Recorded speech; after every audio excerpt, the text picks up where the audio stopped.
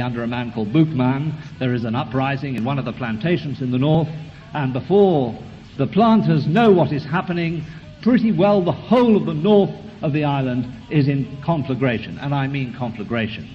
What happened then is that in the small and relatively contented plantation of Breda, there was a coachman, son of a coachman, who was called Toussaint. He was called Toussaint because he was born on All Saints' Day. Slaves only had one name. He was one of the very few slaves who was able to read, and he had time to think. He'd read the Abbé Raynal, who had perhaps written the most savage condemnation of slavery, and he joined the marauding rebel armies in the north, and within a matter of months, Toussaint became the spokesman for the slave army.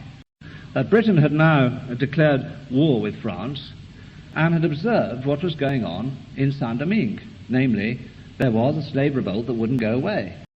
Wilberforce and Pitt were 100% against slavery, but the chief reason they were against slavery is that the main profits of slavery were going to the French. You see, there's 2 points, and you can imagine them waking up at night and worrying about it.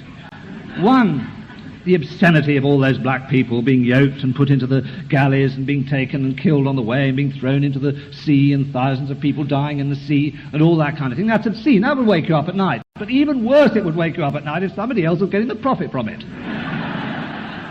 And this is the key problem, that Saint-Domingue was French. It was by far the biggest place where any profits were coming from slavery. And the British were running the slave trade. Those were Christian British people, captains, singing, "Oh God, our help in ages past," as they chucked the bodies into the sea.